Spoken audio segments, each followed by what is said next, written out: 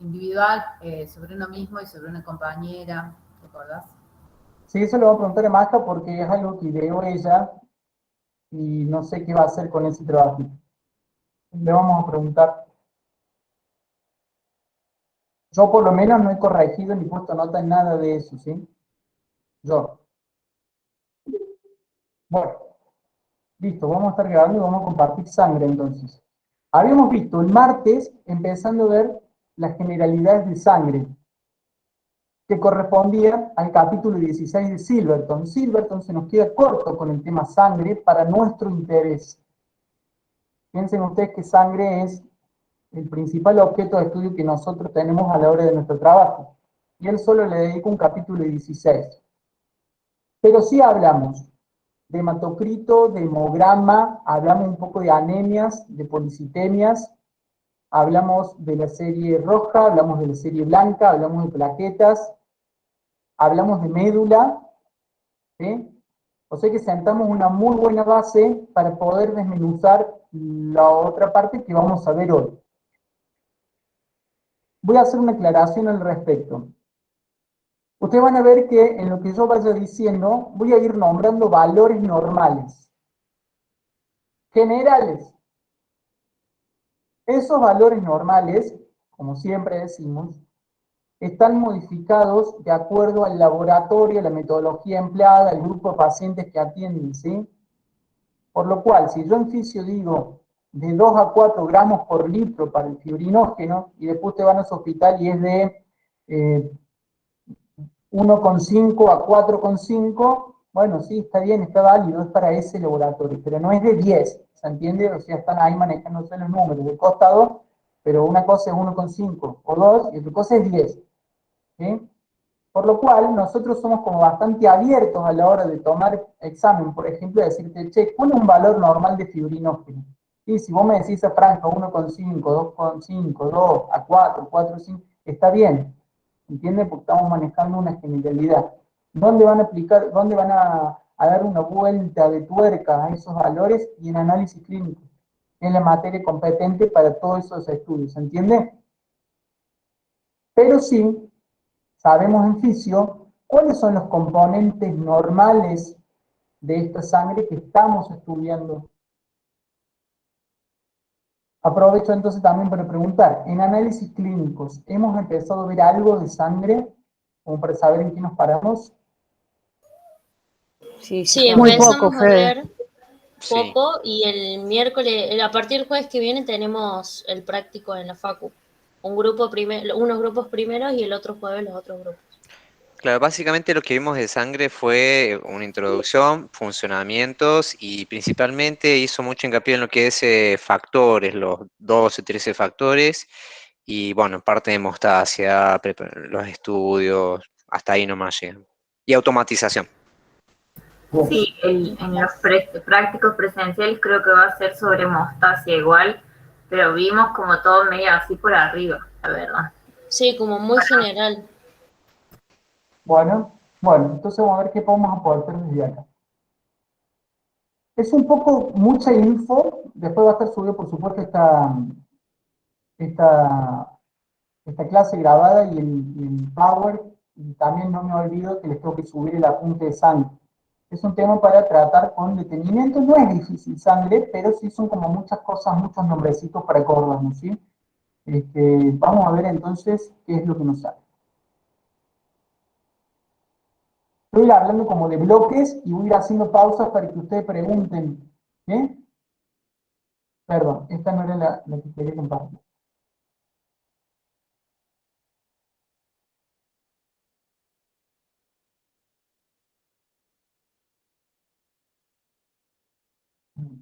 Quiero esta presentación de PowerPoint. Ahí está. Bien, vamos a hablar entonces de la sangre, la segunda parte. Voy a decir también que este PowerPoint es reciclado, lo hizo alguien alguna vez en la cátedra y lo modificamos para esta clase de hoy, en base a lo que venimos hablando. No hablé sobre eso, ¿sí? Si tuviésemos que hablar de las funciones de la sangre, podemos más o menos decir que es la de transportar y de regular. ¿Qué transporta la sangre? Va a transportar gases, principalmente el oxígeno y el dióxido de carbono, producto de la respiración y del intercambio gaseoso con los pulmones.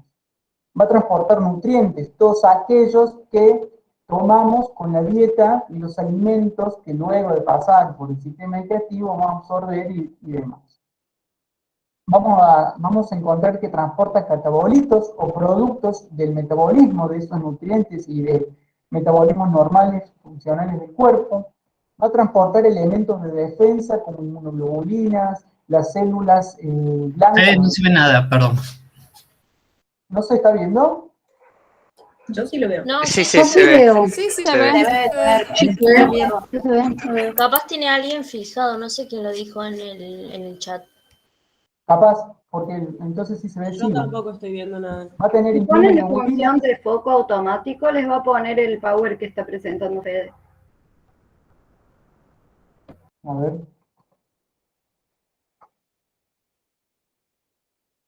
¿Lo estamos viendo ahora? Sí. Sí, no, pero imagino que le dice a los compañeros. Depende de cómo lo Deben tiene tener en su computadora. Bueno, seguimos entonces, porque hay que meterle un poquito de pila. Dijimos entonces transporte de elementos de defensa como inmunoglobulinas, que son proteínas encargadas de la inmunidad, glóbulos blancos, demás, hormonas que ya le hemos conocido y hemos visto que se transportan en la sangre, enzimas y otras sustancias como pueden ser fármacos, por ejemplo, también pueden transportarse. ¿Qué regula la sangre? Va a regular la temperatura corporal, llevando el calor desde el centro hacia las periferias, va a regular el equilibrio ácido-base de nuestro organismo, el equilibrio hídrico, el equilibrio iónico, etc. Todos esos equilibrios que corresponden, lo hemos visto y lo hemos tocado un poco cuando veíamos homeostasis. ¿Se acuerdan? El pH sanguíneo, el poco rango que tenía, el balance de masas con las pérdidas y las ganancias de agua, por ejemplo, el equilibrio iónico de mantener las concentraciones de cationes y aniones en un lado y el otro de la membrana. Vamos a definir entonces la volemia. ¿Qué es la volemia? Es el volumen sanguíneo normal total, que se corresponde aproximadamente con el 8% del peso corporal. Eso se corresponde a unos 5 litros y medio en un hombre estándar de 70 kilos que siempre definimos. Esa volemia va a estar representada en un 55% por plasma. ¿Dónde vimos eso? En hematocrito, que siempre la porción líquida era mayor a la porción celular. ¿Qué pasa cuando disminuye ese volumen? Estamos hablando de una hipovolemia, y cuando aumenta ese volumen normal total, estamos hablando de una hipervolemia.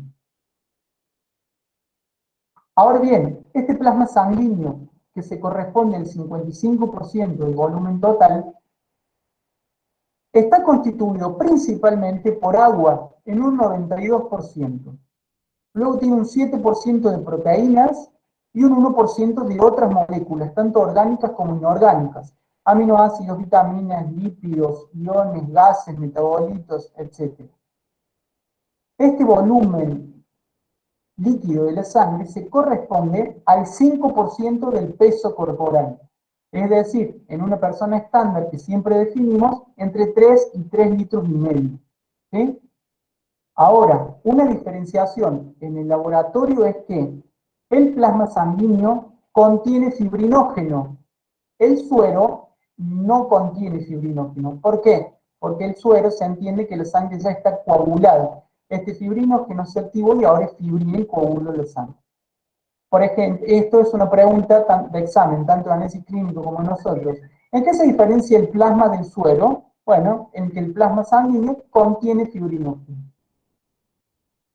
Este cuadro habíamos visto de la composición a grandes rasgos de lo que tenía este plasma sanguíneo, y ahora vamos a desmenuzar parte por parte de esta composición. Lo primero que vamos a ver, y quizás lo más importante a nivel funcional, son las proteínas plasmáticas. ¿Por qué? Porque actúan como elementos estructurales y de transporte. Para otras sustancias van a ser factores de coagulación, van a ser hormonas, van a actuar en la inactivación de compuestos tóxicos y como defensa contra microorganismos, y, muy importante, van a mantener el volumen de fluido circulante dentro del sistema vascular. Lo que mencionábamos la otra vez de la presión, ¿cómo era? ¿Presión? Coloidosmótica. Coloidosmótica, muy bien. ¿Sí? Estas proteínas plasmáticas son varias y pueden diferenciarse en un método de laboratorio que es la electroforesis, que ahora vamos a ver. Vuelvo a repetir por si no se entendió. Estos valores normales, hipovalores, hipervalores, tómenlos como relativos, ¿sí? Van a adecuarse de acuerdo a la metodología empleada para determinarlos en los laboratorios y demás. Pero siempre generalmente rondan estos valores. Un valor normal de proteínas plasmáticas en su conjunto va a ser entre 6,1 y 7,9 gramos por ciento. Esa es la unidad. ¿Qué pasa si me disminuyen esas proteínas plasmáticas? Vamos a estar frente a una hipoproteinemia. ¿Por qué puede deberse? Porque hay un exceso relativo de agua, entonces me disminuye la cantidad de proteínas que tengo. Porque estoy perdiendo proteínas por riñón, por ejemplo, entonces se me están yendo de la sangre. Porque hay una disminución en su síntesis, entonces la cantidad que circule va a ser menor. Algo de eso hablamos el otro día. Y si tengo una hiperproteinemia, o sea, valores por encima del valor normal, puede deberse a una deficiencia relativa de agua, a algunas enfermedades crónicas también. Fíjense en que con respecto al agua hablamos exceso o deficiencia relativa. ¿Por qué? Porque si tengo un exceso relativo de agua, orino, tomo un diurético y estoy eliminando ese exceso, igual a mi valor normal. Pero si tengo una deficiencia relativa, puedo compensarlo con un suero, aumentando la ingesta, y así se vuelven los valores normales. ¿Se entendió eso de relativo? ¿Se entendió o no? Sí, Fede. Sí, Fe. Sí, sí. Bien, buenísimo. Y fíjense que cuando los valores son inferiores a 4 gramos por ciento, empiezan a aparecer los famosos edemas, o sea, estas concentraciones de líquidos en los tejidos, no en el volumen sanguíneo. De estas proteínas plasmáticas, la principal y la más protagonista es la albúmina. ¿Por qué? Porque es la más abundante y tiene un papel muy importante esta albúmina.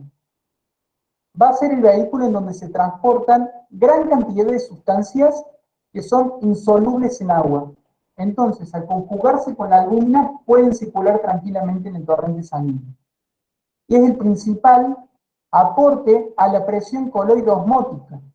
¿Por qué? Porque tiene bajo peso molecular y hay mucho, y porque tiene carga neta negativa que repele a las otras cargas de los tejidos y de los otros líquidos. ¿Sí? De este total de proteínas plasmáticas que teníamos entre 6,1 y 7,9, fíjense que el gran porcentaje le corresponde a la albúmina, entre un 3,4 y un 4,5 gramos por ciento. Y su hiperalbuminemia o hipoalbuminemia pueden deberse a causas similares a las que mencionamos para las proteínas plasmáticas.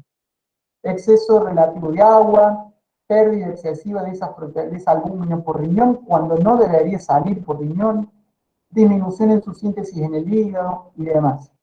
Y si estamos en concentraciones mayores a lo normal, igual, deficiencia relativa de agua, alguna enfermedad crónica que me esté propiciando parecer más albúmina en plasma que lo normal.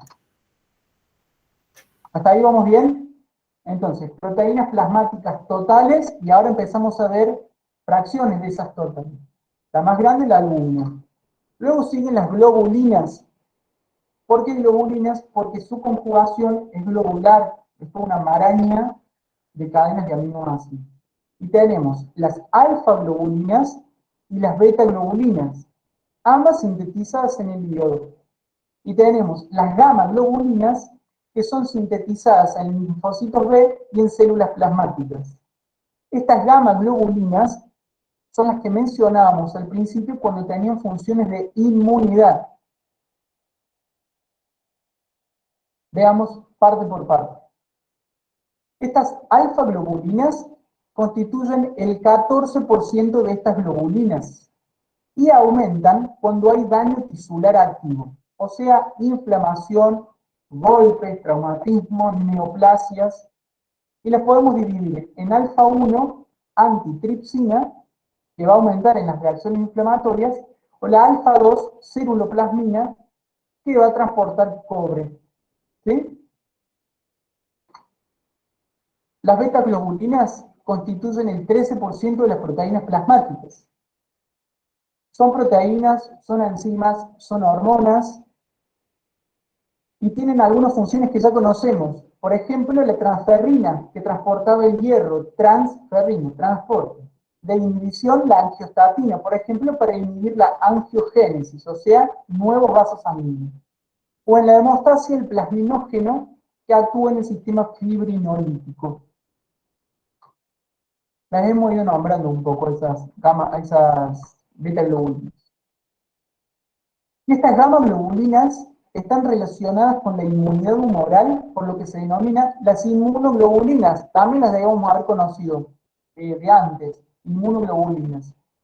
¿Por qué? Porque son sintetizadas por los linfocitos B y las células plasmáticas, o sea que cuando veamos inmunología, y ustedes han tenido inmunología, seguro las vamos a volver a refrescar, y constituyen aproximadamente el 18% de todas las globulinas. Y acá es donde quiero que veamos una electroforesis. ¿Han visto electroforesis en alguna otra asignatura?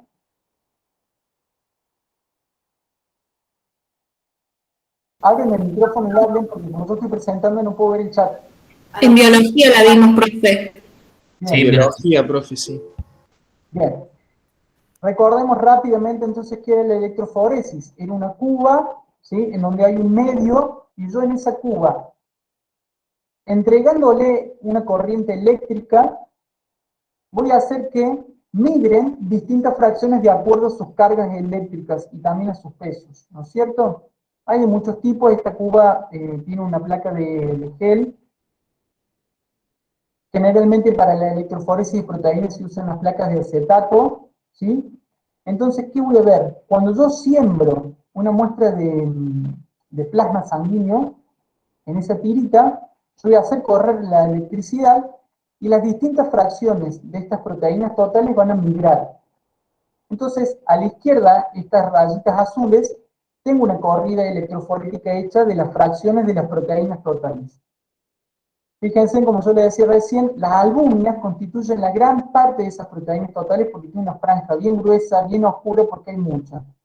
Después tenemos la alfa 1, la alfa 2, la fracción beta y la fracción gamma, que es más borrosa porque incluye muchas proteínas también, aparte de las que hemos nombrado.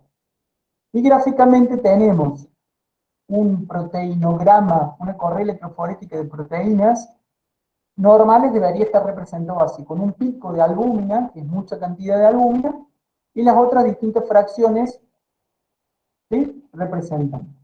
¿Cuál es la importancia? Voy a salir un poquito de la presentación y los quiero ver. ¿Cuál es la importancia, por ejemplo, de conocer esto de la electroforesis?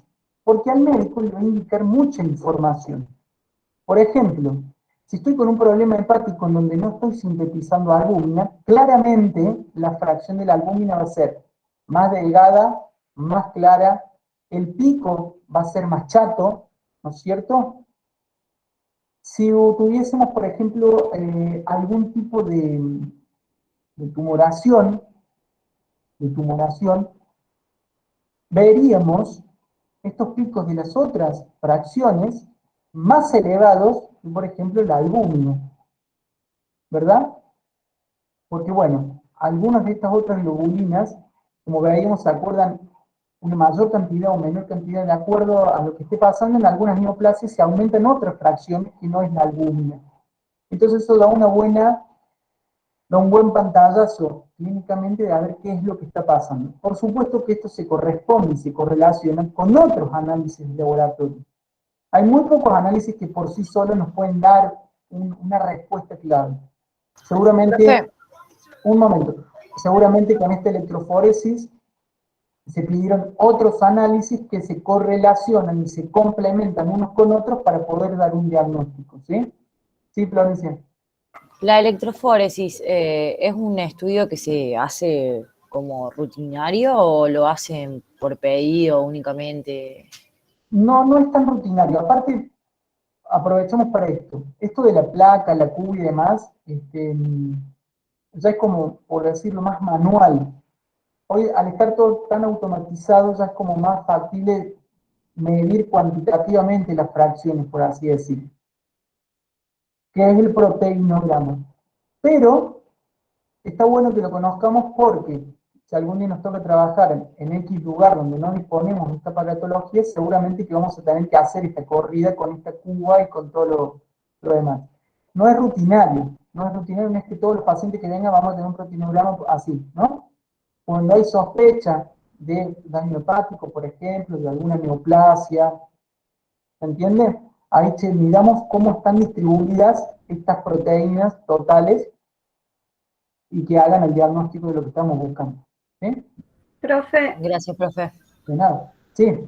yo no sé si estoy confundida de examen, o sea, de análisis o qué, pero puede ser que este tenga un preparado muy, o sea, como que lleva mucho tiempo de preparación antes de ponerlo en la lámina. Sí, yo no le estoy contando la técnica porque a juicio nosotros eso mucho no nos interesa, pero el suero se pone en esta tira de acetato, se deja correr un tiempo reloj, luego se cortan esas fracciones, se lavan con otros reactivos y después con eso que se decoloró voy y lo mido en un espectrofotómetro, mido la longitud de onda y ahí pues, ¿se entiende? Pero Sí, esto también sí. es técnica de laboratorio. Pero sí, Martina, esto tiene un proceso. Para llegar a eso hay un proceso antes y después. Bien, gracias. Gracias a vos por tu pregunta. Seguimos entonces. ¿Qué otras cosas encontramos en plasma? Enzimas, que van a intervenir en la reparación de tejidos dañados, en los procesos de coagulación, en la transformación de sustancias para formar hormonas y en muchos otros procesos del metabolismo que algunas enzimas también ya conocemos. Pero lo vamos a tocar así por encima porque ya hemos hablado un poco sobre eso. Proteína muy importante, el fibrinógeno, que sí tiene importancia para nosotros, una marcada importancia en el laboratorio. ¿Por qué? Primero podemos decir que es una proteína fibrilar. ¿Cuál es la importancia del fibrinógeno? Que va a estar interviniendo en el proceso de coagulación sanguínea. ¿Por qué? Porque se polimeriza, crea una gran malla de fibrina que va a detener la hemorragia. O sea, el fibrinógeno va a ser el precursor y cuando tenga que formarse la malla que va a detener la hemorragia, se transforma y crea redes de fibrina, ¿sí? Como por así decirlo, taponeando el sitio donde hay que evitar la pérdida de sangre. Se sintetiza en el hígado, por lo cual también es un gran marcador de funcionamiento hepático, ¿sí? Y una concentración más o menos normal, podemos decir que hay entre 2 a 4 gramos por litro, o también lo pueden ver de 200 a 400 miligramos por decilitro, ¿sí? Este fibrinógeno no está presente en suero, porque en suero ya se formó la fibrina, pero sí está presente en plasma. ¿Sí? Veamos lípidos. Estos lípidos, que bueno, por supuesto también son parte de nuestra dieta, ¿verdad? Son insolubles en el agua, por lo cual estos lípidos van a estar asociados ¿a qué?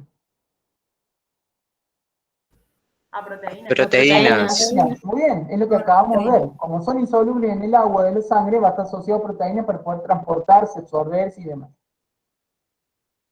Son esféricos, contienen colesterol, triglicéridos, fosfolípidos y demás. Ahí nos da un valor normal de 380 a 760 miligramos por centímetro cúbico. Y acá tiene una importancia muy copada, porque valores superiores al normal van a indicar en suero o en plasma una hiperlipemia. ¿Qué quiere decir? Una concentración de lípidos mayor a la normal. Ahí les puse dos fotos para que comparemos. El de tapita celeste es un plasma común y corriente de mi paciente que hizo el ayuno de 8 o 12 horas, de acuerdo a lo que era. Para lípidos siempre se pide un ayuno de 12 horas en vez de 8, porque su metabolismo, su absorción es más lenta que otros nutrientes. Deberíamos tener un plasma así limpito, amarillito, claro, limpito. El de abajo es mi paciente que anoche estuvo en el bautismo del nieto, que comió torta, sándwiches de miga, tomó fernet con coca, que volvió a comer sándwiches de miga y la empanada frita que hizo la señora, y el otro día fue a sacarse sangre y te dijo, no, sí, tengo las 12 horas de ayuno y vos sacaste sangre.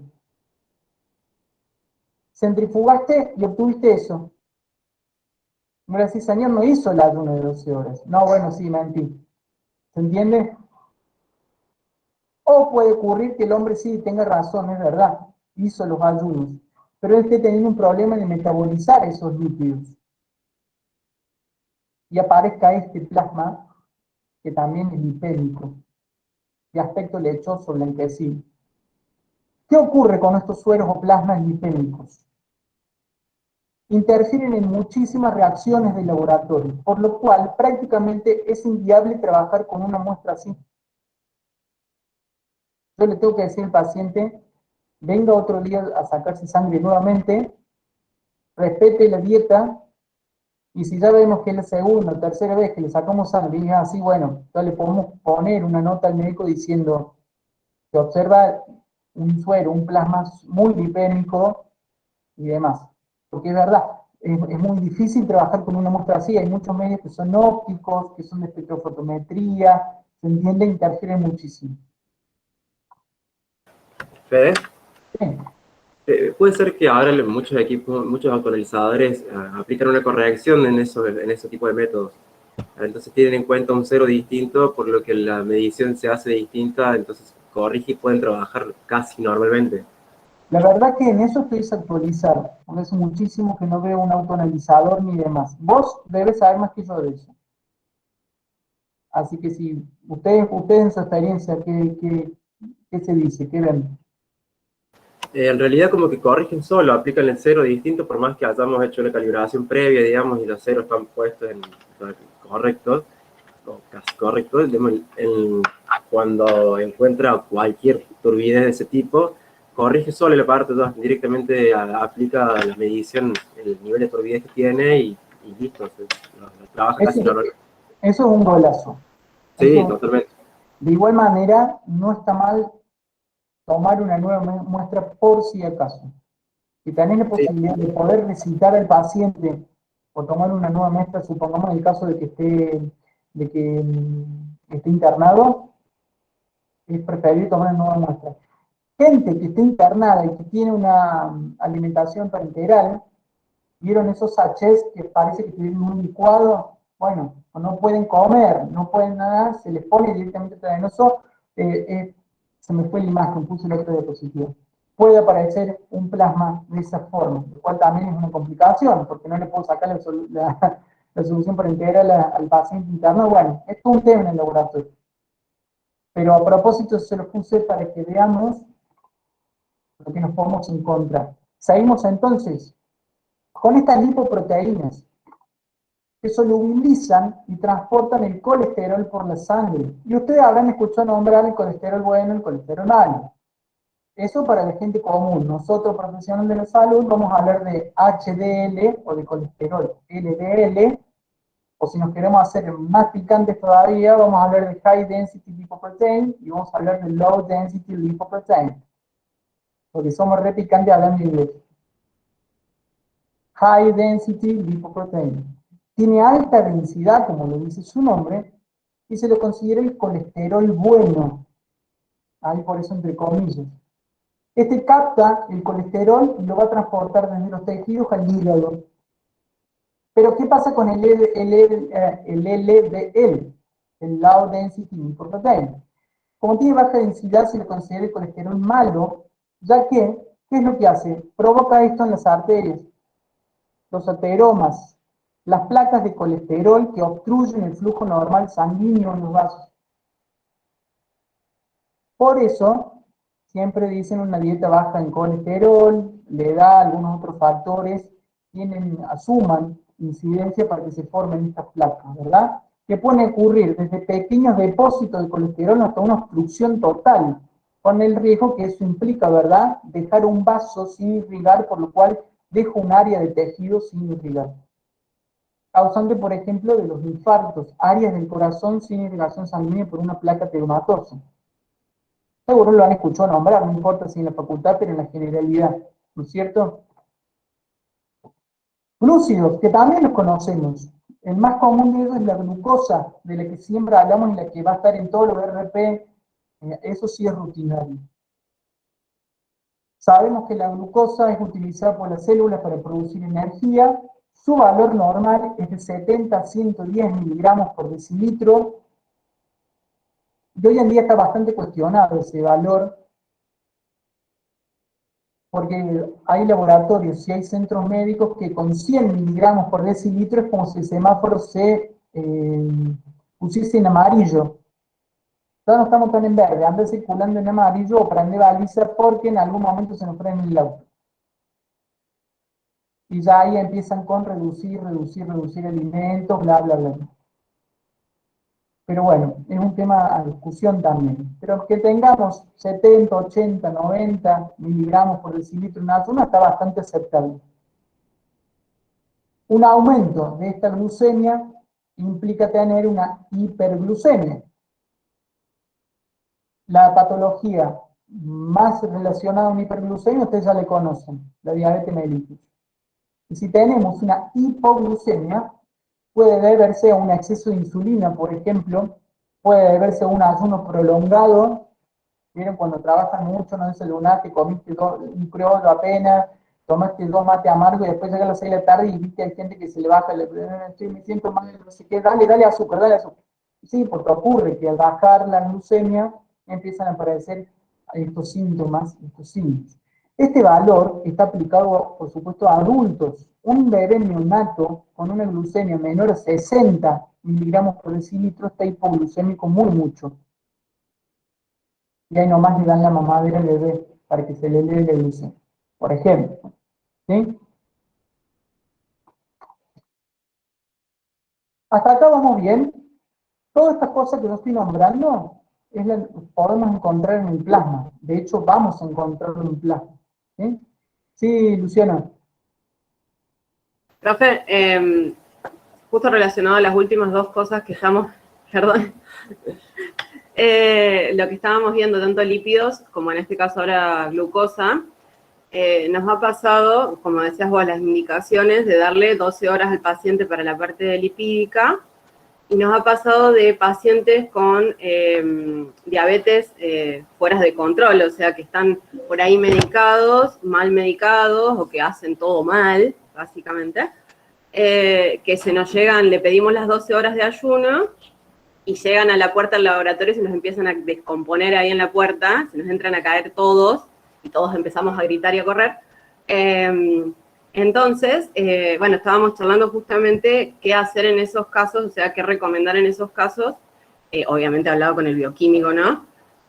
Porque ya había pacientes que habían ido 2 o 3 veces a querer hacerse estudios, no solo ahí, sino en otros lados, y que nunca llegaban a hacer la extracción porque se descomponían antes o no llegaban al hospital ni al laboratorio.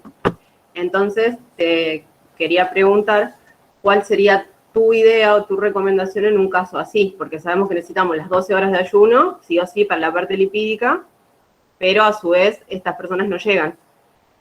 Mira, generalmente lo que yo conozco es que se hace que, bueno, teniendo en cuenta la situación de este tipo de pacientes, se entiende que no pueden llegar a 12 horas de ayuno, por ejemplo, y los hacen a los análisis con 8, con 9 horas, o el máximo que puedan aguantar. O también, por ejemplo, ha ocurrido que ha habido pacientes que no respetaban el orden de llegada, sino que se los hacía pasar primero para que justamente no se les descompensara, entonces ganar tiempo, o a veces desdoblar los análisis, a ver, bueno, con esta circunstancia y con esta situación del paciente, ¿qué puedo hacer? Y hay gente que lo entiende y hay gente que no. También es lidiar mucho con el paciente. Hay gente que piensa que el ayuno tampoco es tomar agua, entonces está 12 horas sin tomar agua. Peor. No, señora, puede tomar agua. La idea es no comer. ¿Viste? Pero generalmente pasan eso. Como que se tiene en cuenta y se le avisa al médico también. Mirá, no tiene 12 horas de ayuno por tal circunstancia, por una diabetes compensada, porque el azúcar se le fue mucho, se le hizo el análisis con tantas horas, por ejemplo. En la mayor parte de las cosas no hay problema. Siempre se recomienda ponerle 12 horas de ayuno, pero si la noche anterior comiste una buena ensalada, sin grasas, sin lípidos, comiste una gelatina y estos lípidos no te van a aparecer en sangre el otro día de la mañana, ¿verdad? Porque si comiste una ensaladita que era pura verdura, es como más razonable. ¿Se entiende cómo le vas buscando la vuelta? Sí, sí, en todo caso, aconsejar las dietas, por ejemplo, eso no se me había ocurrido, de que coman, eso está bueno. Tal cual. Es más, A mí una vez me aconsejaron, perdón, si quería podía tomar un té con muy poquita azúcar, si no llegaba porque me daba hambre, ¿no? Eso también puede ser. El problema, perdón, no es lo ético, por así decirlo, pero un tecito que es simplemente agua con infusión, apenas un poquito de azúcar, que sabemos que a las 2 horas bajó, te podés dar como esa licencia de, bueno, me tomo el tecito. Incluso una fruta muy livianita, una manzana, una pera, antes de ir a dormir, total, sabemos que a las horas va a salir de vuelta esa glucemia, ¿no es cierto? Pero eso no está en los libros y no es lo que se dice. O sea, esto como medio por la izquierda, ¿verdad? Porque perdón, igual al paciente le decís, tomate un té, y viste que somos rebeldes, me voy a tomar el té, pero con una tostada, porque el té solo como me tomo el té solo. Es decir, comete una fruta si tenés mucha hambre, y capaz se come 3 frutas en vez de una. Ah, porque tenía mucha hambre y el médico, el doctor me dejó. El doctor nosotros, ¿no? Porque somos doctores con el chaquetito blanco. ¿Se entiende? Entonces a veces es súper repetitivo. Bueno, doctor, anoche me tomé el té. Señor, hizo mal, no sé qué, pero sabes que no va a pasar nada. Fede, una acotación con eso. Sí. Viste que muchas veces se sugiere también tomar el té con edulcorante. El problema ahora es que hay muchos edulcorantes que están usando sucralosa, si no me equivoco, y está levantando los niveles de insulina por el cielo. Entonces, algo que no se dice mucho, de hecho es un dato relativamente nuevo, me parece. Yo me lo topé en un Instagram de nutrición y demás. Y me puse a investigarlo y tal cual, así mucha gente estaba tomando ese edulcorante y está dándole glucemia que nada que ver, así, rompiendo el ayuno totalmente. Bueno, entonces no tomen el té con el edulcorante. Esto quedó como por izquierda, ¿saben? Nadie se los dijo. Bien, otro bloque de contenidos que vamos a encontrar en este plasma. ¿Vamos bien? Veo medio gente dormida. No vamos despertando. Sí, va bien, Fede. Bien. Nitrógeno no proteico, que puede ser la urea, el ácido úrico y la creatinina. Esta urea, que la hemos nombrado muchas veces porque atraviesa la membrana tranqui muy, muy chiquitita, una molécula muy pequeñita. Es producto final del catabolismo proteico, producida en el hígado y es eliminada por orina. Yo tengo que tener valores muy bajos de urea en sangre. ¿Por qué? Porque como se filtra por el riñón y pasa por la orina y es muy pequeñito y se va, la idea es que en sangre encuentre poca urea. ¿Sí? ¿Qué pasa cuando encuentro más urea de la que no debería haber? Y es posiblemente que este riñón no esté funcionando. ¿Por qué? Porque no me está eliminando algo tan pequeño y algo tan soluble como es la urea, ¿verdad? Entonces ya hay signo de sospecha. Fíjate que el valor es de 0,1 a 0,5 gramos por litro, o sea, prácticamente la nada misma en sangre. Su presencia en sangre se dice uremia. Lo voy a escribir acá. Uremia. Que no hay que confundir con la uricemia, porque la uricemia es la presencia de ácido úrico. Este ácido úrico, ¿de dónde viene? Y del metabolismo de los ácidos nucleicos, de las purinas. También pasa todo y se sintetiza en el hígado. Y los hombres podemos encontrar entre 35 y 70 miligramos por litro y en mujeres 25 a 60 miligramos por litro, aproximadamente. ¿Qué pasa cuando hay una hiperuricemia? Bueno, puede haber un aumento en el metabolismo de estos ácidos nucleicos y clínicamente se puede aparecer algo que se llama gota. Es una enfermedad en donde estos cristales de ácido úrico cristalizan en las articulaciones y es sumamente doloroso porque son agujas microcristalinas que te pinchan las articulaciones. Muy, muy, muy doloroso. A ver, ¿dónde metabolizaría ácidos nucleicos? Si, por ejemplo, la elevación del ácido úrico está relacionada con un alto consumo de carne. Vieron que a nuestros abuelos, padres, ¿verdad? Siempre le decían, che, loco, dejé de comer tanta carne porque se te va a ir el ácido úrico por las nubes. Y es verdad, carne, músculo, mucha proteína ahí, mucho que metabolizar, mucha base purina, mucho ácido úrico. Profe, la cafeína también produce, dice que si vos tomas mucho café, más en las mujeres tenés una probabilidad muy alta de tener gotas. ¿Esto tiene algo que ver con eso o no? No sabía lo de la cafeína. No sabía lo de la cafeína. Teníamos un profesor que nos hacía, un profesor para el ingreso en medicina que nos explicaba que al tomar mucho café, o sea, tomar mucho café porque nos veía tomar café, nos decía, a ustedes van a tener artritis cuando sean grandes, decía, ustedes van a tener la gota porque la cafeína hace que sean más propensas a tener esa enfermedad, nos decía, todo el tiempo. ¿Producto de la degradación de la cafeína o la cafeína inducía a otras cosas para metabolizar ácido úrico? No sé, eso estoy preguntando. Yo la verdad O sea, si tenía algo relacionado o si es por otra cosa en realidad. Bueno, pero también tengamos en cuenta que no nos alarmemos de que porque me tome 3 tazas de café, mañana tengo gota, ¿no es cierto? No, obviamente que no, es algo que viene de mucho tiempo. Exactamente, esto se entiende que es sostenido en el tiempo. Estamos hablando siempre del consumo de alimentos que pueden desencadenar, ¿no es cierto? Pero puede también ocurrir que haya alguna destrucción tisular o algo que nos haga metabolizar estos ácidos nucleicos y elevarlos al ácido úrico. Va a aparecer en orina también los cristales de ácido úrico. No sé si han visto algo de la orina todavía, el tema de los cristales. Divinos de libro en forma de rosetas, de ellos y demás. Pero no voy a tocar mucho para no meterme mucho en ese tema. Y otro analito de nitrógeno. Analito se le dice como a cada uno de los análisis que yo tengo que hacer globalmente, ¿no es cierto? Esto es un analito, la creatinina. La creatinina sirve muchísimo, ¿para qué? Para evaluar la función renal. ¿Se acuerdan del famoso clearance de creatinina que nombramos? Cuando veamos renal vamos a ver más en profundidad de eso. Es un metabolito de la creatina que tiene que ver con la contracción muscular y la actividad muscular, otorgando energía, ya vamos a ver también muscular, filtra libremente por este riñón, por lo cual es muy utilizada, como ahí lo dice, en la función renal. Entonces, en este clearing de creatininas, medimos la creatinina en sangre, medimos la creatinina en orina, se hace unas fórmulas y se evalúa la función renal a ver si ese riñón está funcionando o no adecuadamente.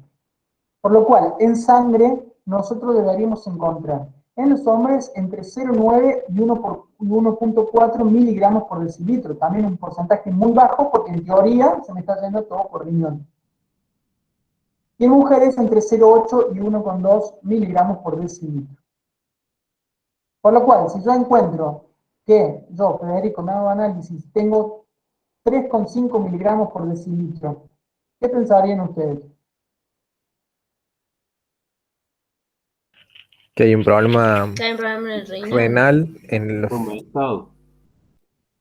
Claramente tengo un problema renal, a priori, ¿no es cierto? A priori, che, mirá, está como elevada la creatinina en sangre, ¿qué pasa? Que no está saliendo por donde tiene que salir. Vamos a pedir una función renal, ¿no es cierto? Por eso, un momento, de rutina, en un RP, siempre hablando de rutina en la generalidad, para tener un pantallazo general de nuestro estado, de nuestro momento, vamos a ver que los médicos nos piden citológico, urea, creatinina, glucemia y ionograma. Esos 5 son como lo base que vamos en el 90% de los ERP. Porque el citológico ya lo sabemos, para ver glóbulo rojo, glóbulo blanco, plaquete, hematocrito, hemoglobina, porcentaje y demás. Urea, lo acabamos de decir, y creatinina, para ver cómo nos está funcionando los riñones, cómo está esa tasa de presión. Glucemia, también para ver cómo estamos en nuestras energías. Y ionograma, que también lo vamos a ver ahora. Sí, ¿quién había hablado? El valor en orina es otro. ¿Sí? Es otro. Es ¿Y otro. cambia mucho o poco? No, es mayor, porque acuérdate Ah, que es un metabolito que tengo que eliminar y excretar por la orina. claro, listo. No lo tocamos porque estamos viendo sangre, pero sepan eso, ¿no es cierto? Generalmente tengo que tener mucho en orina y muy poco en sangre. ¿Se entiende? Porque es algo que debería eliminarse. La bilirrubina, que ya la habíamos nombrado el otro día y algo expliqué. Yo lo volví a tocar porque quiero reforzar un poquito lo que dije el otro día. Sabemos que es un compuesto de la degradación de la hemoglobina, es captada y conjugada en el hígado y va a ser excretada por la bilis. Y de ahí se puede ir o a orina o a heces. Valores normales de la directa hasta 2 miligramos por litro o hasta 10 y la total de 10 miligramos por litro. Recuerden que el otro día tocamos algo así como 12 miligramos por litro. También, bueno, está bien eso. Eso es número. Ya digo 20, ya ahí no estoy nada normal. Digo 5 de lo total, tampoco no. ¿No es cierto? Esta bilirrubina en exceso nos va a dar un color amarillento en piel, en mucosas, en la esclerótica, algo que se denomina ictericia, vamos así amarillos, brillando. La orina también va a salir con un color bien fuerte, bien oscuro. Ácido úrico lo mencionamos hace un ratito, María Paz, ¿eh? ¿Se entiende? Y ahora vemos que también vamos a analizar, como yo dije ahí, en el ionograma, electrolitos. Vamos a nombrar los más comunes que los conocemos. Sodio, potasio, cloro, son los principales que conocemos, ¿no es cierto? Para mantener el dinamismo de la membrana, ¿sí o no? Sí. El sodio es el principal catión extracelular o intracelular. Extracelular, eso lo sabemos ya como que el 2 más 2 es 4. Participa osmóticamente en la actividad extracelular, eso lo sabemos. Un valor normal de sodio, esto sí es más como estandarizado porque prácticamente en muchos lados usan el mismo valor. Entre 135 y 145 miliequivalentes por litro. Menor a eso estamos frente a una hiponatremia. Siempre nos acordemos, hipo bajo y la terminación emia en sangre. Hiponatremia. ¿Sí? ¿Por qué puede ocurrir una hiponatremia? Pérdida de sodio en orina, exceso de agua también que me disminuyó el volumen sanguíneo, vómitos y diarreas, estoy perdiendo mucho líquido, diuréticos, que vamos a decirlo a grandes rasgos, me incentivan a orinar más de lo normal, muy usados los diuréticos en la hipertensión arterial, y no hay que abusar de los diuréticos, incluso había muchas mujeres y hombres, ¿por qué no también? Que para perder peso tomaban diuréticos para perder volumen y peso, y así les fue también. Fede, los que son hipertensos y toman diuréticos tienen que consumir mucho potasio. Los diuréticos funcionan de alguna forma así. Voy a decirlo a grandes rasgos, ya lo vamos a ver muy bien cuando vemos renal. En el riñón es, guardo un sodio, pero saco un potasio. ¿Se entiende? Entonces se me está yendo en la orina potasio, pero en la sangre me estoy guardando sodio. Hay un intercambio ahí de cambio. Va por ese lado, más o menos. Y en una hipernatremia vamos a encontrar que hay más sodio del que debería haber. Puede ser por una condición de una hormona llamada aldosterona, que ya le conocemos, que es el hiperaldosteronismo. Hiperaldosteronismo. Esa hormona, ¿se acuerdan? Era la encargada de regular si gano o pierdo agua en los riñones. ¿Sí? Bueno, una una concentración de aldosterona mayor va a provocar un aumento en la concentración del sodio. La sudoración también, ¿sí? Perder agua por sudoración me concentra el volumen sanguíneo. Otro que tenemos, potasio. Entonces vimos sodio con potasio, que es el principal catión intracelular. La ingestión de potasio depende de la calidad y la cantidad de los alimentos ingeridos. El más conocido, ¿cuál es? La banana. Banana, que te dicen come banana para los calambres, que no te... Bueno, si yo lo tengo que tener bien guardadito dentro de la célula, fuera de ella voy a encontrar muy poco potasio, ¿verdad? Entre un 3,5 y un 5,5 miliequivalentes por litro. Fíjense en los valores como son diametralmente distintos. Unos 100 y pico de sodio contra unos apenas 3 o 5 de potasio. ¿Qué pasa cuando hay hipocalemia? También se le puede decir hipopotasemia. No estamos hablando de ningún hipopótamo. Hipopotasemia, pero es más fácil decir hipocalemia. Hay pérdida hídrica gastrointestinal, como vómitos, diarreas, los diuréticos, que es lo que acababa de decir yo también. Y si hay una hipercalemia, no puede estar dada tanto por un aumento de la ingestión de potasio, más de que sea algún tipo de suplemento o cosa que esté tomando para algo que tenga potasio, sino que más bien yo lo asociaría a una hipercalemia a una destrucción de tejidos. Por ejemplo, frente a un infarto agudo de miocardio, yo voy a controlar el potasio porque lo voy a ver elevado en sangre, se me está rompiendo la fibra del corazón, me está saliendo el potasio de afuera. Y un error que nos involucra a nosotros como técnicos. ¿Qué pasa si una muestra saque sangre? Voy al laboratorio y mido, tengo 6,5 mil equivalentes por litro de potasio. ¿A qué puede deberse? Hemólisis. Bien, ¿quién lo dijo? María Paz. Punto para María Paz. Por hemólisis. ¿Y esa hemólisis a qué puede deberse? Una mala extracción, podría ser. Una mala extracción, muy bien. Tuve el brazo ligado mucho tiempo, me costó bastante, la vena era muy fina, fui con la aguja, taca, taca, taca, taca, tiré, me sale poca sangre, está subiendo como de chorros, así, rompí todo, rompí los glóbulos rojos, hemolicé la muestra, sí, lo voy a ver rojo por la hemoglobina, pero también voy a ver elevado el potasio. Porque ese potasio que tenía que estar adentro de los glóbulos rojos, lo hice salir afuera porque rompí la célula con una extracción. Por mal uso de anticoagulantes también se me puede romper las células. Por alguien que una agitación defectuosa, por hacer así, taca, taca, taca, para mezclar cuando tiene que ser más ondulante, más suave. En los neonatos, por ejemplo, que le sacamos sangre del taloncito, apretar demasiado el talón, estoy haciendo una extracción muy forzada en ese taloncito, y la muestra de sangre que está en un épendor así chiquitito, todo ese potasio que veo de 7.000 equivalentes por litro, no es que el bebé se me esté muriendo, es que yo saqué mal la muestra. Y puede ocurrir, se lo digo porque puede ocurrir.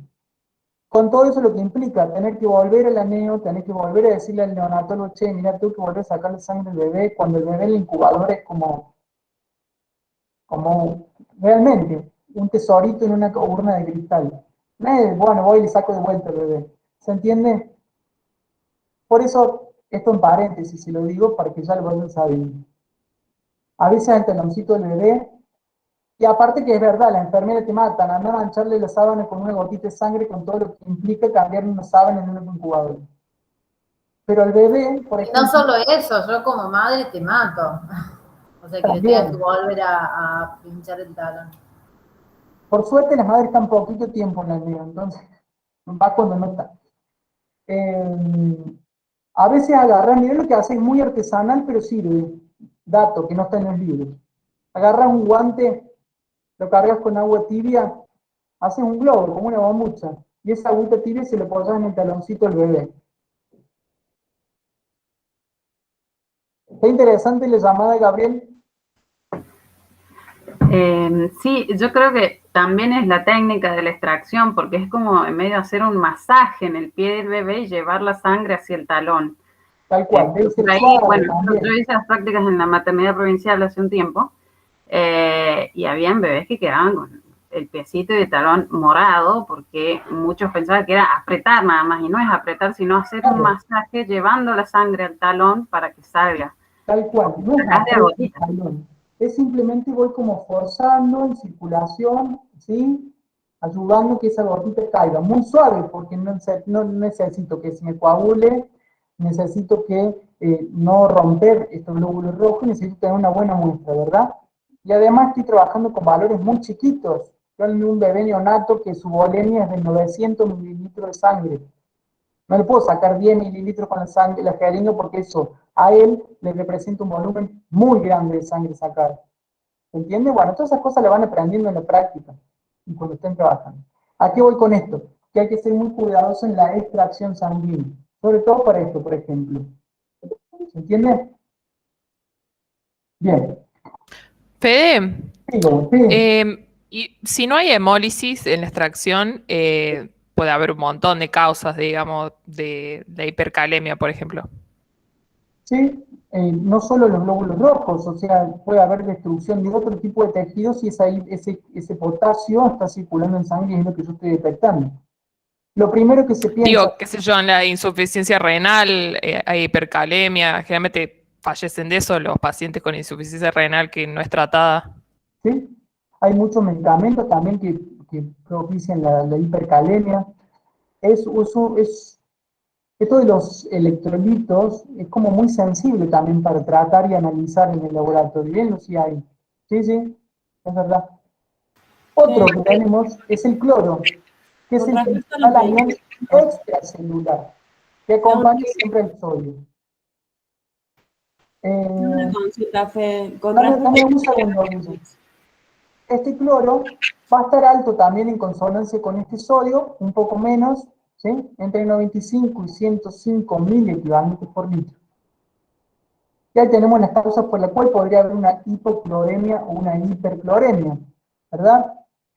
Pérdida hídrica gastrointestinal, cetocidosis diabética en una hipocloremia. En una hipercloremia podemos ver acidosis metabólica por pérdida de bicarbonato. Hay muchos bitransportadores que juegan con esto, ¿viste? De paso de cloro por un lado, paso de bicarbonato para el otro. Entonces, me falta bicarbonato, esta bomba de cloro bicarbonato no funciona, se me empieza a acumular el cloro. ¿Sí? Mecanismos que ustedes ya conocen. Sí, Guillermina, ¿qué ibas a decir? No, te quería consultar que si con respecto a los medicamentos, es por eso que cuando nos sacan sangre te preguntan, digamos, si estás tomando alguna medicación. O sea, si es importante o relevante. La medicación de acuerdo a qué quiero analizar yo. Por ejemplo, si estás tomando T3 o T4, y te digo, tomaste la medicación es porque seguramente te va a dosar alguna de esas hormonas. Si algún paciente está heparinizado, por ejemplo, le preguntas, señor, ¿usted está heparinizado? Sí. Ah, bueno, tengo el recaudo de sacar menos volumen de sangre y con una hoja más pequeña. Señor, ¿usted toma vasoaspirina, vasoaspirinetas? Sí. ¿Hoy la tomó? No. ¿Por qué? Porque la vasoaspirina y la vasoaspirineta también son anticoagulantes, ¿no es cierto? Licúan la sangre. Entonces, la cuesta de la medicación va a variar de acuerdo a qué es lo que quiero buscar, qué es lo que necesito analizar. Ya te dejo a ver, Martina, déjame cerrar acá. Y otro muy importante, que es el equilibrio ácido-base. Acá estamos entrando en esto de las funciones de regulación del sangre. ¿Por qué? Porque habíamos visto, y acá nos lo dicen, que el valor normal de pH sanguíneo es muy escaso el rango que tiene, de 7,34 a 7,44 de pH. pH más bajos estamos en acidosis, pH más alto estamos en alcalosis. ¿Qué pasa con estas acidosis o estas alcalosis? Lo más grave es que frente a estos pHs que no están en el rango normal, hay enzimas que no funcionan, hay procesos que no funcionan, hay intercambios que no funcionan, hay transformaciones que no quiero que ocurran. ¿Se entiende? Ahí entendemos ahora cómo está todo correlacionado. O sea, ¿por qué me interesa a mí mantener un pH normal? Y porque con un pH de 6 hay proteínas que no van a funcionar en su función de transporte, hay enzimas que no van a catabolizar lo que tengan que catabolizar. ¿Se entiende? El equilibrio ácido-base es un analito muy importante, sobre todo en las áreas críticas. Van a ver ustedes en las terapias intensivas o en los pacientes que estén muy críticos, constantemente se están monitorizando estos equilibrios ácido-bases. Con patologías también, por ejemplo, las diabetes, cuando se compensan o hacen debut diabéticos, que el paciente no sabe que tiene diabetes y un día, ¡pum!, 400 miligramos de glucosa, empieza a coma diabético, se nos empiezan a ir los pH de la sangre, se nos empieza a desbalancear este equilibrio, falta de respiraciones, y empezamos a hiperventilar, se nos alcaliniza la sangre, se nos va el pH de la sangre, estamos con hipoxia, no respiramos, se nos empieza a acidificar la sangre, se nos empieza a bajar el pH, ¿se entiende? ¿Cómo está orientado todas esas cosas? Bueno, ¿qué ayuda a mantener el pH de la sangre? Ayuda a mantener el bicarbonato, que lo acabamos de nombrar, la hemoglobina, no solo transporta oxígeno, sino que también es un buffer fisiológico muy importante. Estas famosas proteínas plasmáticas que mencionábamos recién, por ejemplo la albúmina, los grupos fosfatos, ¿sí? Todos están correlacionados para mantener estos valores normales de equilibrio ácido-base y de pH. Martina, vos habías levantado la mano primero, ¿qué querías preguntar? Sí, en la diapositiva que mostraste anterior del cloro, en la hipercloremia, ¿está mal el valor o es así? Sí, acá tendría que decir 105. Ah, bueno, gracias. 105, sí, eso no es ahí. Valor es 105. Bien. Sí, Sofía, ¿vos qué querés preguntar? Sí, quería preguntar que cuáles podrían ser las causas de lo que estábamos hablando antes, del equilibrio ácido-base. ¿Causas de qué? De por qué se hace, o sea, se hace ácido o alcalino el pH. Después Sofía, pero bueno, lo que está preguntando es lo que justo acababa de explicar. En una hiperventilación se me alcaliniza la sangre. En una hipoventilación se me acidifica la sangre. En una desregulación por los bicarbonatos, ¿no es cierto?, se me acidifica la sangre. Por ejemplo, algunos casos. En cetoacidosis diabéticas, se me acidifica la sangre. ¿Eh? Fede, ¿y este estudio mide esos 4 que pusiste ahí o alguno? ¿Cómo sería? El equilibrio ácido-base lo que mide principalmente es el bicarbonato. El bicarbonato. A ver, se lo hago más integrado. Vos venís y vas a medir gases en sangre, o sea, vas a medir la presión y la saturación de oxígeno y la presión de dióxido de carbono. De acuerdo, si es sangre arterial o sangre venosa, van a tener sus valores, ¿verdad? Junto con ello se mide este bicarbonato, el anión bicarbonato, y ahí se dan los cálculos y te muestra cuán excedido estás del equilibrio ácido-base o cuán retrotraído estás del equilibrio ácido-base. Bueno, hasta acá hemos visto un pantallazo muy general y básico de lo que podemos encontrar en este plasma. Que yo lo veo en un tubito, en un líquido amarillo, pero en ese líquido amarillo hay todo esto que yo estoy nombrando. Más. Otros aniones, otros cationes, otras proteínas, fármacos, aminoácidos, vitaminas, lo que quieran en ese plasma. ¿Sí? Pero nombramos básicamente los principales. ¿Qué quiero que toquemos ahora? Reforzar lo de la hemoglobina que vimos en la otra clase.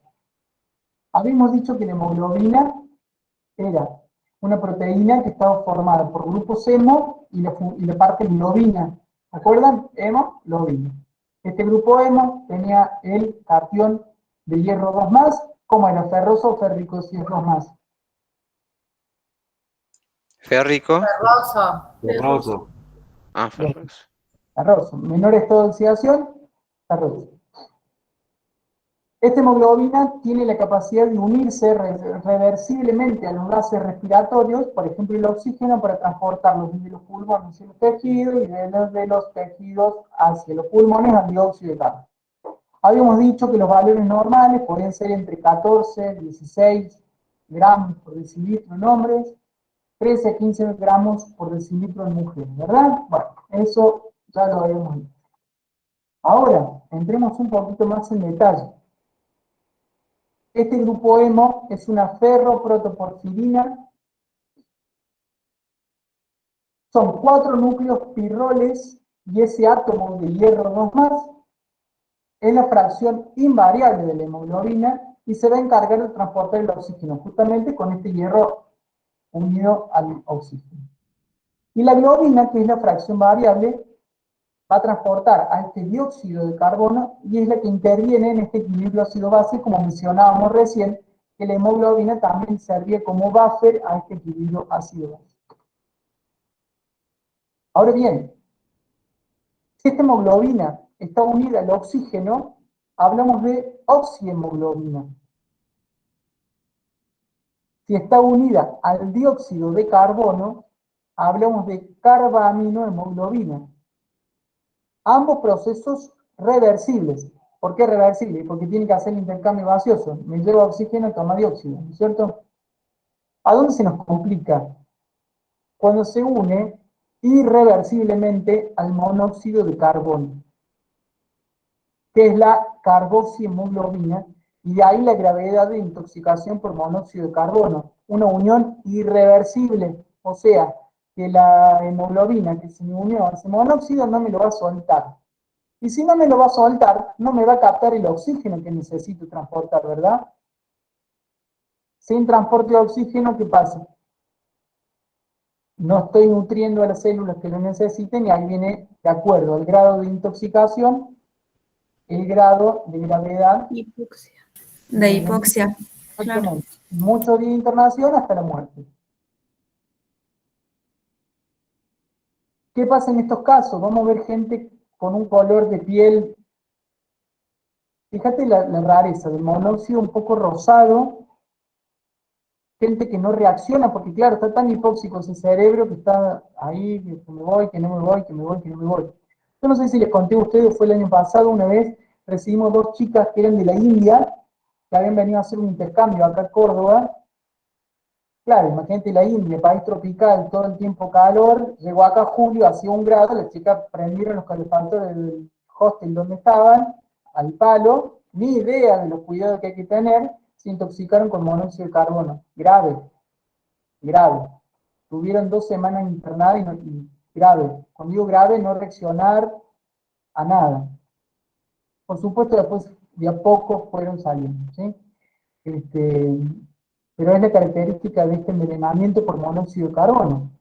Es irreversible su unión. ¿Y qué les muestro ahí? A propósito, se los muestro. Como decíamos que la hemoglobina es una proteína, un pigmento, ¿sí? Rojo. Fíjense en el color que toma cuando está unida al oxígeno, que son las jeringas de la derecha, o sea, este rojo bien escarlata, y cuando es rica en dióxido de carbono, que son las 2 jeringas que están a la izquierda, que es un color más oscuro.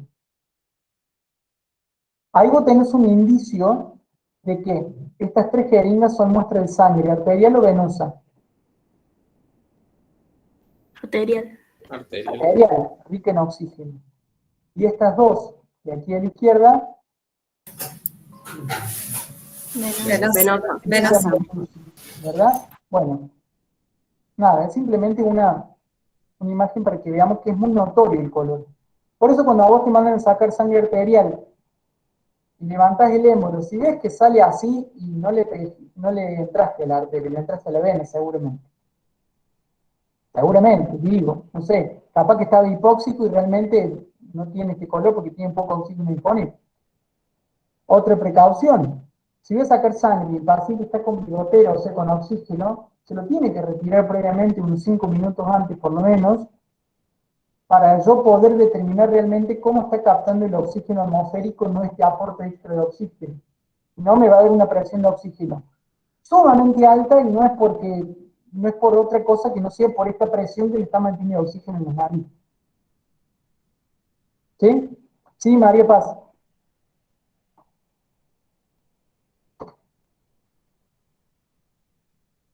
María Paz.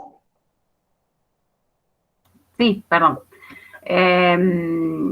Era una consulta con respecto a lo del monóxido de carbono, porque en una conversación hace poco surgió una duda en cuanto al tratamiento. La verdad no sé cuál es el tratamiento, pero bueno, me generaba dudas si esto va a una transfusión o algún tipo de tratamiento similar, considerando que la unión es irreversible y el tiempo que tardan los nuevos glóbulos rojos en formarse. Sí, yo conocí casos que se han transfundido en casos muy graves, muy graves, que han estado muy internados y lo han transfundido. Porque claro, necesita renovar sangre, ya que este martillo ya no puede transportar oxígeno, bueno, aportemos unos nuevos que no estén unidos con monóxido para que puedan hacer el proceso normal que es transportar este oxígeno. En casos muy graves, yo sí lo he visto, María Paz, ¿eh? En casos leves, generalmente es un aporte de oxígeno por bigotera, y tengan en cuenta lo siguiente, a ver si como un aumento de presión de oxígeno, ponle para que... Si la hipoxia era el factor que me inducía a la generación de nuevos glóbulos rojos, en una intoxicación muy leve, ¿qué puede ocurrir? Que la médula esté detectando, che, mira, hay poco aporte de oxígeno, hay poco transporte, creemos nuevos glóbulos rojos. ¿Se entiende? ¿Se entendió eso, Javi? Sí, Fede. Bien. Acá, gráficamente, les mostramos que hay hemoglobina, hay distintos tipos. En la edad adulta es la forma que nosotros conocemos, pero en la vida embrionaria y en la vida fetal tiene otra constitución. La Gower 1, Gower 2 y la Borland, que es del 1 al tercer mes de gestación. En la vida fetal, que es hasta el sexto mes, o sea, del tercero al sexto mes, y ya después del sexto mes de vida empieza a sintetizarse este tipo de hemoglobina que es el que tenemos nosotros. La afinidad del oxígeno es mayor en la hemoglobina embrionaria que en la vida adulta.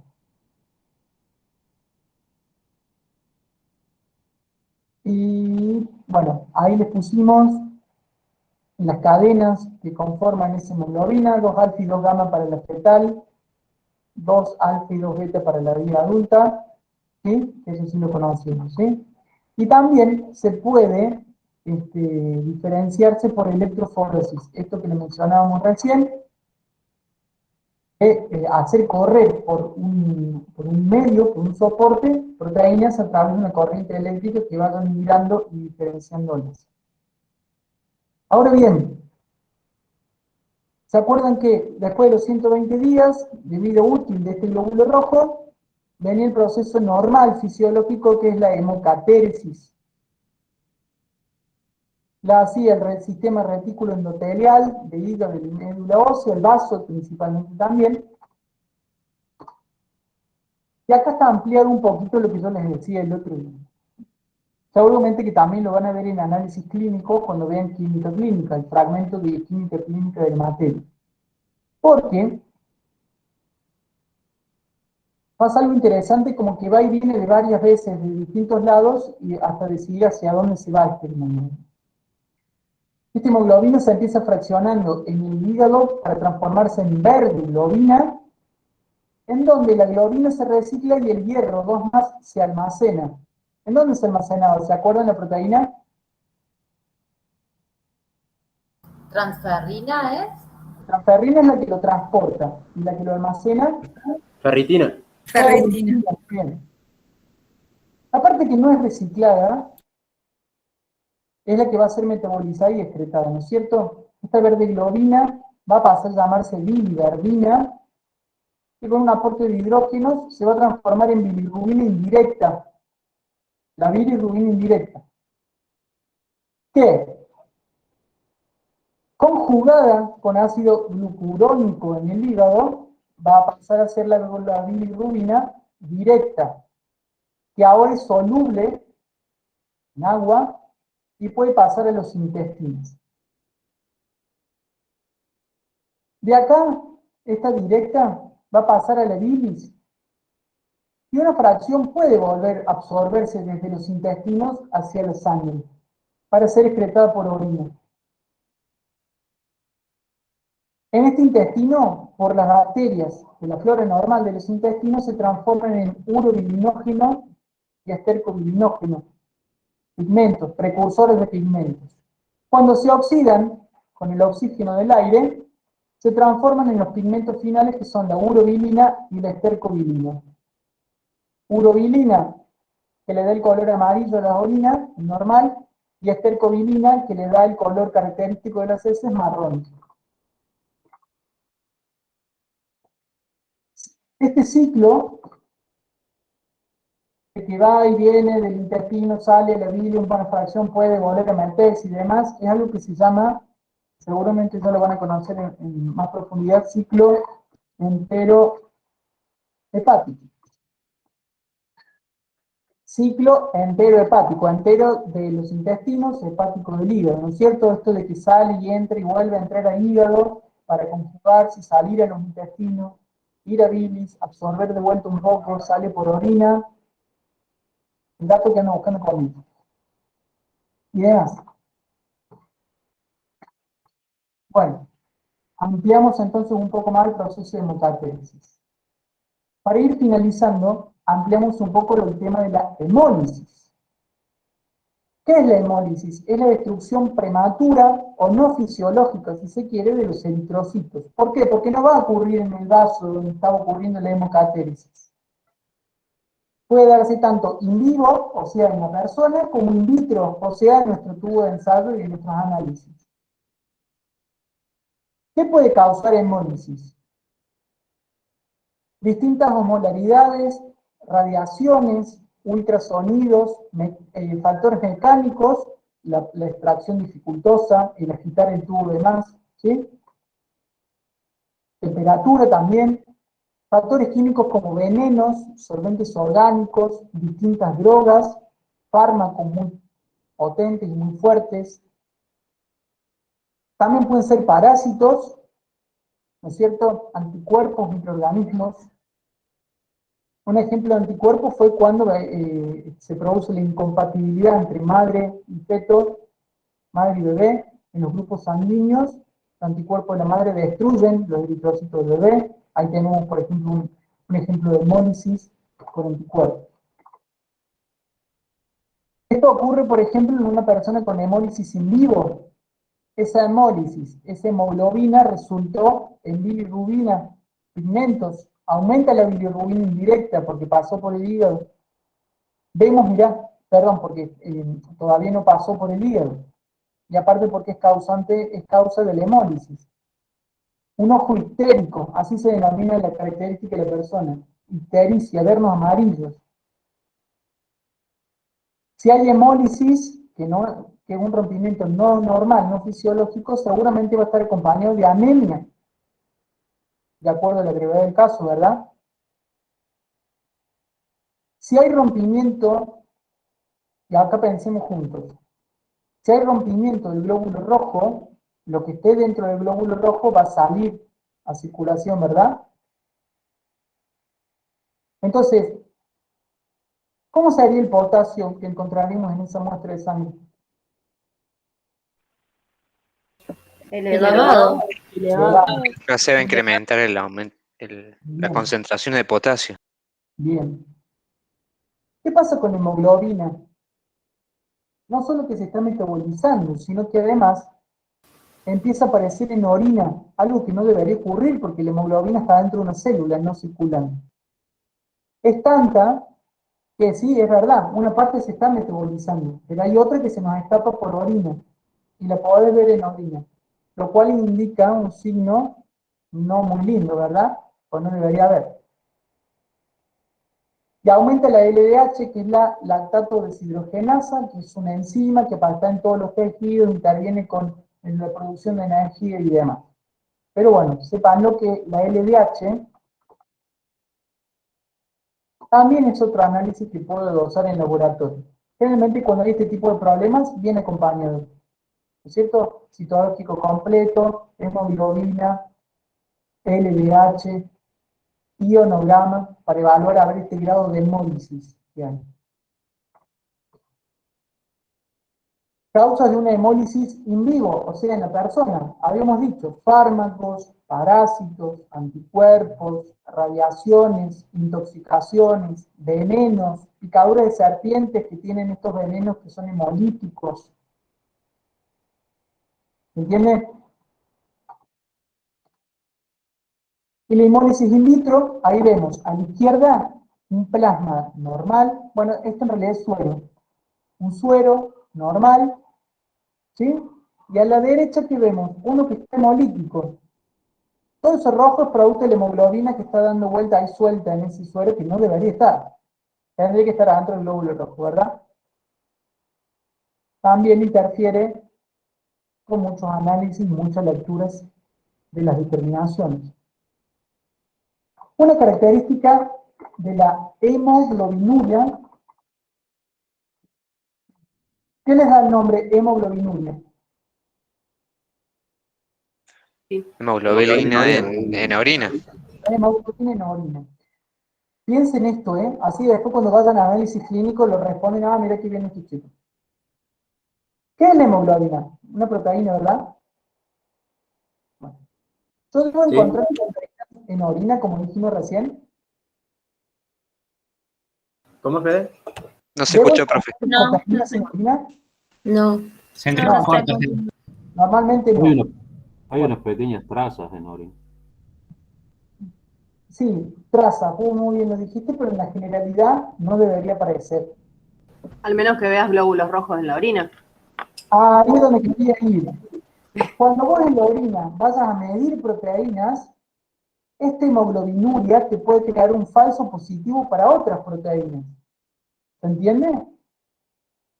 ¿Por qué? Porque la tira entonces está detectando la hemoglobina y no, por ejemplo, una albúmina, que es la que quiere buscar la tira reactiva. ¿Estoy en lo cierto, Joana y Luciano? Sí, totalmente. Guarda el ojo al ojo ahí.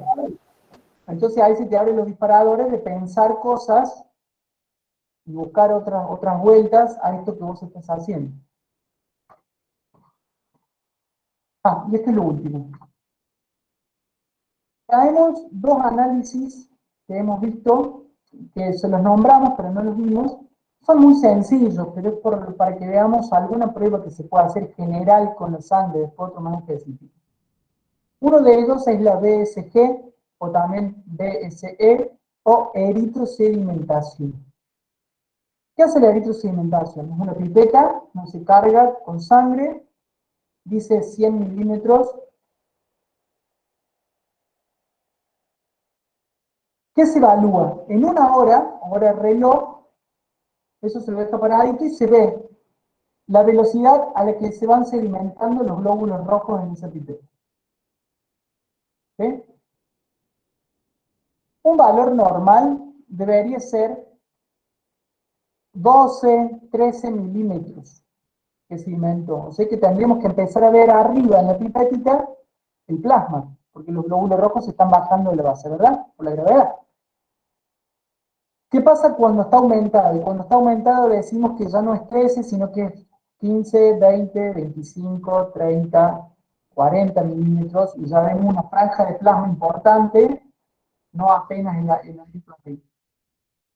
Es una indicación de que hay alguna inflamación o infección en el organismo.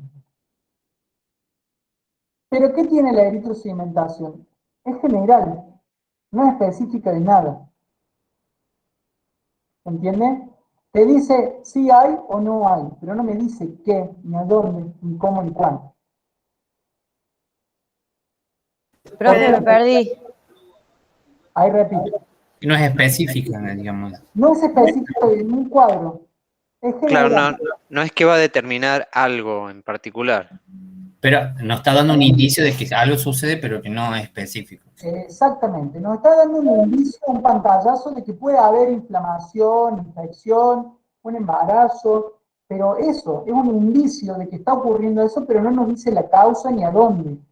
No te dice hay una inflamación en el hígado, no. Dice hay una inflamación o hay una infección. Ahora, le podemos buscar una vueltita ¿Por qué baja más estos glóbulos rojos? Porque en estos procesos de infecciones e inflamaciones, anoten esto, se elevan proteínas de fase aguda. Así son, proteínas de fase aguda. Una de ellas es la PCR, que es la proteína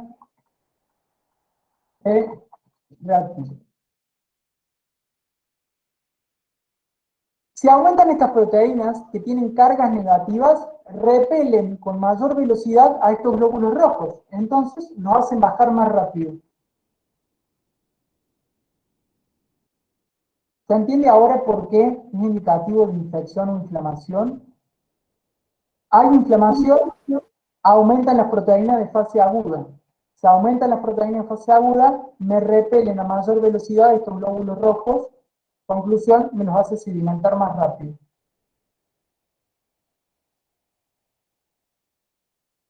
¿Se entendió? Fede, Sí. pregunta, a mí en el laboratorio me dijeron que cuando estamos en presencia de una eritro baja, digamos menor a 12 de 2, 5, podemos hablar de un proceso agudo. Y ahora cuando hablamos de una alta, ponerle, no sé, 40, 50, bueno, más de eso, de un proceso crónico. Sí. ¿Qué pasaría? Voy a encararlo por otro lado. Si está muy aumentada, que es lo que estamos viendo nosotros ahora, estas proteínas de fase aguda, como bien lo dice la palabra, es del momento agudo, que apareció ya, ¿no es cierto? Por eso proteínas de fase aguda. Hacen un pico y aumentan, pero después van a tender a desaparecer. Y como dice Gaby, si algo es crónico, estos valores como que se van a mantener, y sí, la van a hacer sedimentar, pero a menor velocidad. ¿Se entiende? Ahora, O sea que va a ser más baja de lo normal. ¿Cómo? O sea que va a tener valores menores a 12, 13. Si la hace Lo más normal lento. es tener menor a 12 o 13, ¿no es cierto? No, pero muy baja. Si yo tengo una eritrosedimentación de 2 milímetros, 3 milímetros, y está considerado dentro de lo normal. ¿Entiende? ¿A qué me refiero yo? Que va a aumentar mucho menos que si fuese en fase aguda. Yo en una fase aguda, muy aguda, o sea, de una infección o una inflamación muy grave, por ejemplo, un accidente de tránsito. Me vengo golpeado, chamuscado y golpeo por todos lados. ¿No es cierto? Tengo inflamado el cuerpo de tanto golpe, no sé qué. Seguro que esa eritrosedimentación me va a dar valor de 80, 90. Mucho. Estoy tan inflamado y golpeado que todas estas proteínas de fase aguda salieron a circulación enormemente. Ahora, si vengo con una artritis, por ejemplo, que ya es algo más crónico, porque no es que me golpeé y me salió artritis, ¿va a estar aumentada el eritro? Sí, va a estar aumentada. O sea, va a dar valores de mayor a 13. Pero no tanto como si fuese un evento agudo, como fue un accidente de tránsito. ¿Se entendió? Por suerte, ahora se puede dosar la PCR, que es la proteína C reactiva, que es así, se le puede cuantificar, dar una concentración en plasma, que es mucho más certera que esta BCG. ¿Sigue siendo general? Sí, pero por lo menos ya da un número. Y ese número de concentración indica más o menos la gravedad de la situación. Por supuesto que tanto la PCR como la eritrosedimentación no se miden solas, se miden con otros análisis. ¿Se entiende? Y hay correlaciones. Hay muchos que desestiman a la BCG porque dicen, no me sirve para nada. Y en la generalidad es verdad. Pero si vos vas a trabajar en un sitio pequeño donde no tenés un aparato que tenga PCR, vas a tener que hacer una BCG y la tenés que saber hacer y saber qué es lo que nos está representando.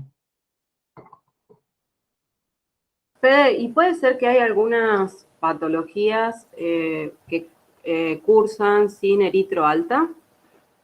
Tengo una idea de las prácticas de alguna vez como que fuera determinante, como entregar un resultado, que el médico lo mirara y que dijera, ah, bueno, pero el eritro no está alto, entonces descarto esto, y es otra cosa. No me acuerdo qué era, pero me quedó como grabado eso y nunca lo aclaré. Como dijo Gary recién, generalmente evalúan también mucho estas enfermedades que son crónicas y que son inflamatorias. Reuma, artritis y demás. Que con eso también van controlando a ver cómo está el grado de la enfermedad o no. Sí he visto, por ejemplo, que hay médicos que no han querido meter a un paciente a cirugía porque no tenían el resultado de la BCG. Por ejemplo. Por eso es curioso eso. Voy a decir, che, loco, pero tenés APP, KPTT, que es la coagulación, tenés fibrinógeno, tenés todos los otros análisis para meterlo ya a cirugía y no lo querés meter a cirugía porque no tenés una BCG. Sí, que además si está cursando cualquier tipo de afección, o sea, como hemos dicho, está en específica, seguramente va a salir alta, o sea, ¿qué estás esperando? Un dolor de muela nomás. Claro, pero bueno, un dolor de muela, grave, una infección de muela, me va a aumentar la BCG. Una lesión porque jugué un deporte y tengo la rodilla inflamada así, me va a aumentar la BCG. Me caí en la moto, en la bicicleta, me va a aumentar la BCG. Bueno, es para discutir eso de la BCG. Yo personalmente, para mí es eso, es como un más del montón que no me dice mucho. El hematocrito lo habíamos visto, pero no vimos cómo era la técnica. Se pone la técnica manual, ¿verdad? Hoy en día los aparatos te cuentan todo, te lo hacen todo. En un tubo capilar se te pone una muestra de sangre con anticoagulante, se la centrifuga y se evalúa con una regla los milímetros que corresponden a sangre con los de plasma, ¿no es cierto? Se hace un total y bueno, estos tantos milímetros corresponden al paquete globular, estos tantos milímetros corresponden al plasma y ahí tienen el hematocrito que ya lo hemos visto en la clase pasada. Y lo último que les quiero mostrar, que no les había mostrado, cuando hablamos del recuento diferencial leucocitario, ¿cómo era hacer este frote y cómo era la tinción? En un portaobjeto se pone una muestra de sangre, un puntito de sangre, ¿sí? Sin anticoagulantes, generalmente se propicia que sea al natural, o sea, saque sangre, pum, la gotita. Con un extensor, se desplaza esa gota, se desparrama por el vidrio, se frota, y voy a obtener algo como lo que figura abajo. ¿No es cierto? Ahí empezó esta gotita y se desparrama. Esto va a tener una cabeza, que es donde estaba la gota y va a estar más concentrada en las células, un cuerpo, que es la zona media, que es la zona ideal para observar el microscopio, y una cola, que es la zona de monocitos y neutrófilos que generalmente tienden a agruparse ahí en la cola, por el tamaño que tienen esas células. La zona media, que es la zona ideal, es la zona preferida para ver al microscopio. Hice la tinción de Magrun-Walchienza y cuando voy al microscopio observo lo que veo en esta imagen, que es un frotis. Fíjense en que, como yo les decía, la distribución de las células es más o menos equitativa, ¿verdad? Estas esferas con el círculo más clarito, que son glóbulos rojos. Glóbulos rojos, muy bien. Estas tres células más grandes, nucleadas, con gránulos, ¿qué son? Neutrófilos. Neutrófilos. Neutrófilos, glóbulos blancos, neutrófilos. Medio rarucho estos neutrófilos, pero son neutrófilos. Y estos puntitos, estas bolitas moraditas, bien chiquititas, más chiquitas que los glóbulos rojos, ¿qué piensan que son? Plaquetas. Plaquetas. Entonces en un frotis yo puedo ver los tres lineamientos: glóbulos rojos, glóbulos blancos y plaquetas. Yo de este frotis puedo sacar mucha información.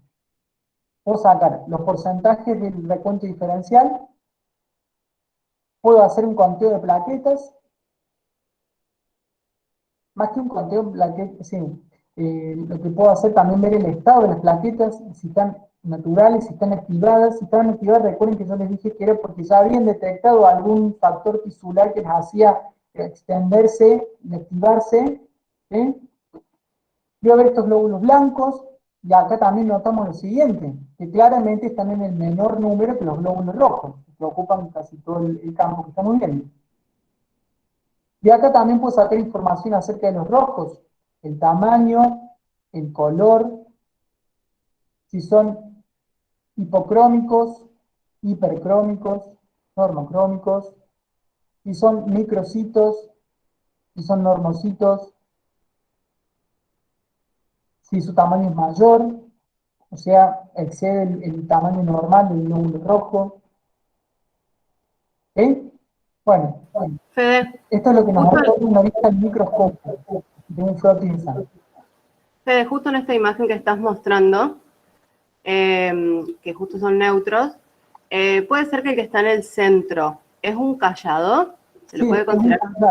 Bueno, porque justo Penny estaba preguntando la diferencia entre neutrófilo segmentado y callado, y me parece que la imagen sirve como para que lo identifique. Sí, porque el neutrófilo, su núcleo está multilobulado. También es otra denominación, polimorfonuclear. Este núcleo que fue como achicharrado por partes y se quedó con lóbulos, ¿sí? Con lóbulos unidos por pequeños bracitos de núcleo. El estadio anterior es el neutrófilo encallado, que fíjense en lo que es el núcleo, es como un solo, bueno, voy a usar una palabra que no le daría, un solo chorizo así de núcleo, que no está segmentado, o sea, se está empezando a doblar, pero todavía no está segmentado en lóbulos. Eso es un neutrófilo encallado. Profe, ¿y un neutrófilo encallado es patológico o se da porque...? Depende del número. Si vos encontrás 1, 2 callados en 100, no es grave. A ver si yo encuentro ya 15, o de los 60 neutrófilos que tengo, 30 son encallados y 30 normales, bueno, allá hay como un signo de alarma. Che, ¿qué está pasando? Que me están metiendo callados y no neutrófilos ya maduros. Claro, porque justamente al estar inmaduro te está demostrando como que la médula hay algo que está haciendo, por algo está haciendo eso. Puede ser por algo que está mal ahí adentro o porque está apurada por generar más blancos. Tal cual. Pasan dos cosas. El glóbulo blanco tiene la particularidad que en su forma madura puede mandar interleucinas o factores a la médula para decirle, che, necesito más de esto, necesito más compañeros para combatir esto. Y la médula puede decir, che, pero no terminaron el entrenamiento. Bueno, no importa, mándamelos igual. Y te lo mandan en forma de callado. Bien, ¿qué tenemos para concluir? Todo lo que nombramos aparece en sangre, sí. Todo lo que nombramos dosamos en laboratorio, sí. Todo lo que nombramos tiene causas en su hiperconcentración, en su bajo concentración, sí. ¿Hay errores de técnicas por nosotros? Sí. ¿Hay errores de técnicas por los aparatos que después necesitan ser corroborados por nosotros? También, para eso hicimos el frotting, por ejemplo. Conclusión, la sangre es un mundo que a veces el tiempo es escaso para ver, porque podemos seguir hablando muchísimo de sangre. Pero bueno, como les dije recién, no es por quitarnos cosas encima, pero lo que nosotros podemos abarcar de físico es esto. Después en hematología profundizarán muchísimo, en análisis clínico también verán en profundidad ya las técnicas en sí, como el que preguntaba Martínez recién por lo de electroforesis. No es mi competencia explicarle la técnica de electroforesis, pero sí es mi competencia mostrarle que puedo separar estas fracciones de proteínas totales. Todo esto que yo acabo de nombrar está en el apunte de sangre que les voy a subir, y todavía no está subido. Van a tener esta clase y les voy a subir el PowerPoint hecho PDF también para que lo tengan. ¿Sí? Bueno. Maja, ¿estás ahí? Sí, acá estoy, firme. Bien, hacemos un mini recreadito y vamos con vos. Dale. Así yo también tomo agua porque tengo la garganta seca. Sí, hasta las 1:30 puede ser. Dale. 20:30 volvemos, pero al espacio de Maja. ¿Sí? Al teórico, ok. Al teórico. Al teórico, ¿no es cierto? Sí. Hasta luego, hasta luego. Gracias, profe.